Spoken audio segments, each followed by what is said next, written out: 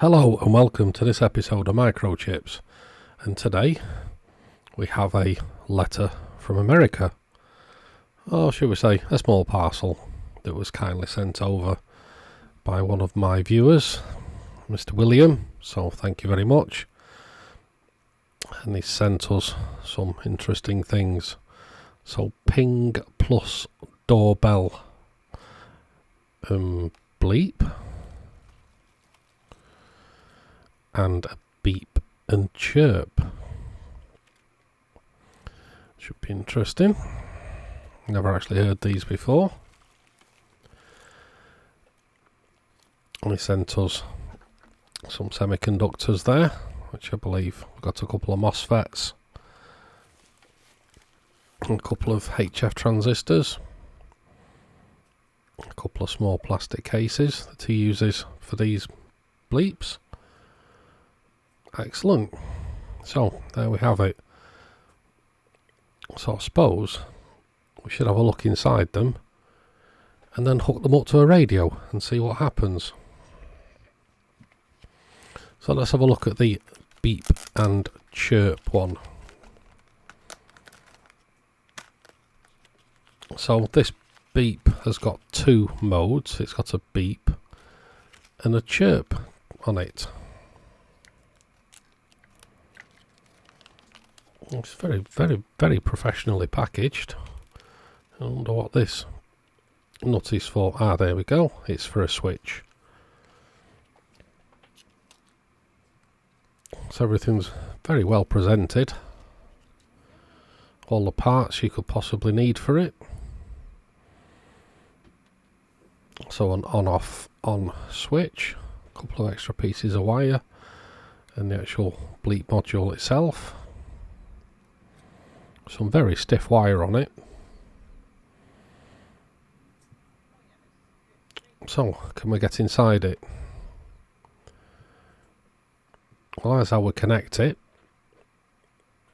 So, the yellow wire high gives a beep, nothing gives a chirp, and low, or should we say negative, gives a low beep. So it's actually a three-way beep, not a two, as I just previously said.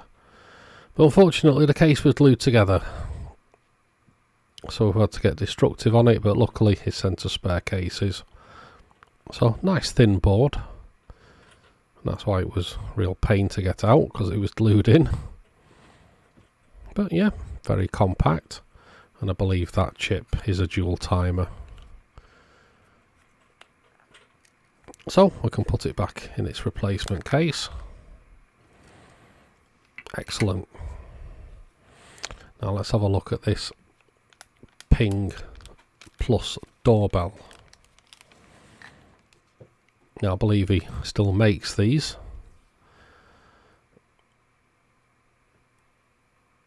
Not sure what that's about on the back. Grimace 188. Again, this is super glued together, so I'm wondering if that's laser etched or something. Bit ashamed to break it, but unfortunately, in the name of science, we've got to. It's even etched something on the inside as well. How bizarre. But I tried to have a look for this chip and I couldn't find it.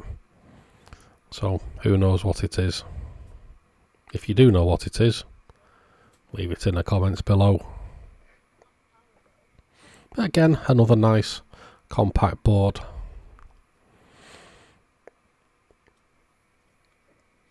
So this one again has got three functions. It recommends that you use, if you've got two switches you can use that, if not use one switch. Don't know why you'd do that. But you've got doorbell, double ping and single ping. Now this isn't a Roger bleep, this is a before transmission bleep. Not sure how our locals would like that, but Anyway, here's my Harrier CBX that I resurrected from the dead a while ago. It's now used as my test jig for testing my own beeps and testing my PLL boards. So it works. It's a bit rough around the edges, but it still works. So connections are quite simple. Red, black as you would normally do, white to audio, green wire to TX. Okay, that's the chirp.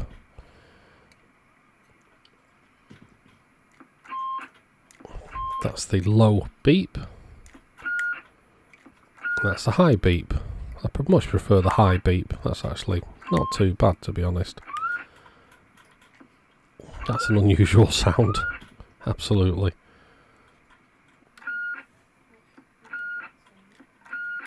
Yeah, I like that high beep. That's almost sounds Ham International-ish. Maybe a little bit. But yeah. So that's the beep and chirp one.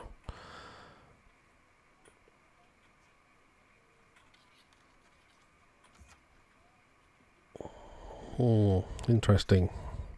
Which one does he? No, he makes these doorbell ones. This one. I believe the beep and chirp was old stock that he got off one of his friends that sadly passed away.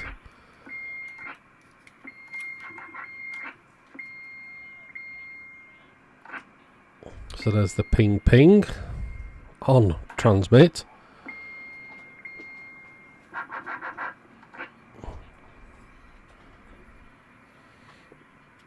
So let's connect up a different wire.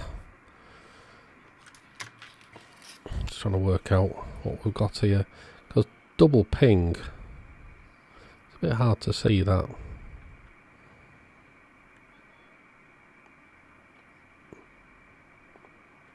But anyway, yeah, that was the double ping. So let's try single ping.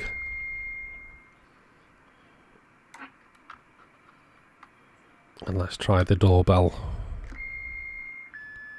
Oh God. That would definitely drive people mad on transmit.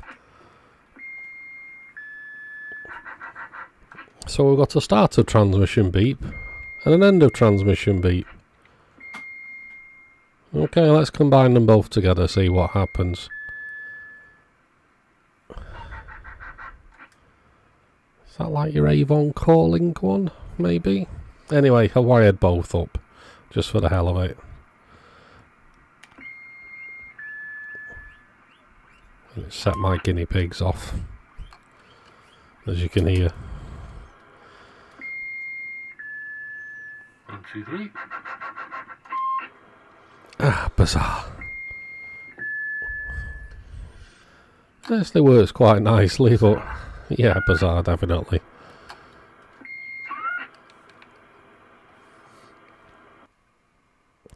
The bitterness of poor quality remains long after the sweetness of low price is forgotten.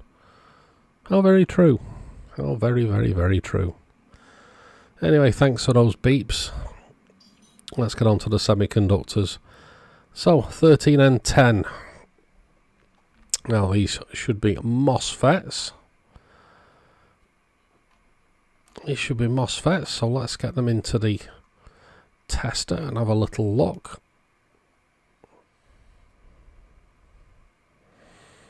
I believe one of them is what some people used in the Rangers.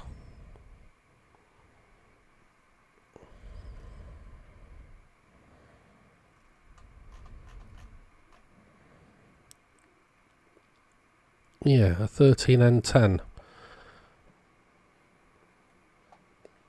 Let's have a look at that. So, not sure whether it's an RF output MOSFET. It should be. If anybody's used one of these before, please let me know. Be interesting to find out your thoughts on these. So that's the 13N10. Was it power dissipation 65 watts? If that's, I don't know.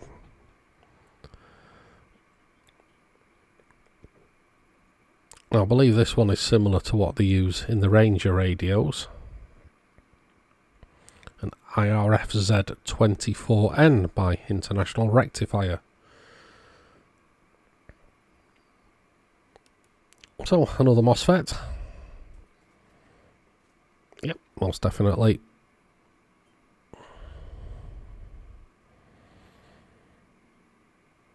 So yeah, if anybody's got any information on this one as well, please let me know.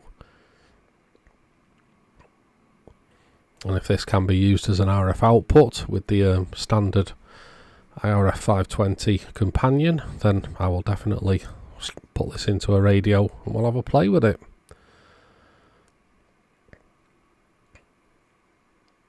So I've got plenty of characteristics, nothing that jumps out at me at the moment.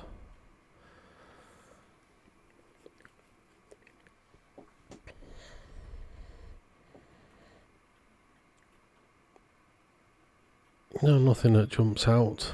What have we got there? 45 watts, maybe? Don't know. But anyway, yeah, definitely a nice MOSFET. If this can be used with a standard companion, please let me know and we'll bang it into a radio and see what happens. And the last one, a 2SC2999.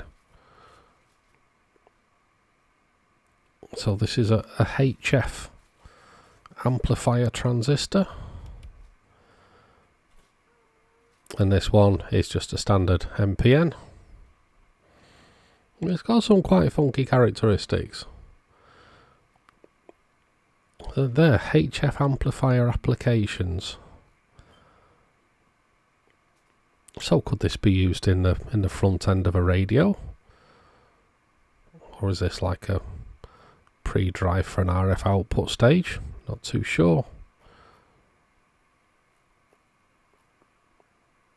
Yeah.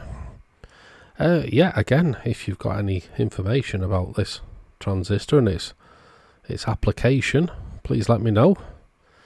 And if it's something that we can do, then we'll definitely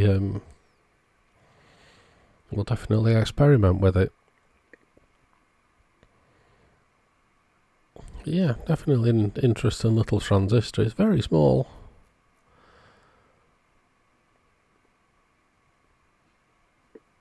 Yeah, interesting. So now we have it. Two rather unusual sound toys. A Roger bleep and a welcome bleep, if you can say that's it. And some interesting semiconductors there. So a big thank you, William, for sending these across the pond from us. It's most appreciated. And if we can get some more information on those semiconductors, we'll definitely do a follow-up. See if we can get them actually working in a application. But anyway, hope you enjoyed this video. Don't forget to like, subscribe, join the Facebook group, buy me a coffee, join Patreon, all that lot. Thanks for watching, and we'll see you in the next video.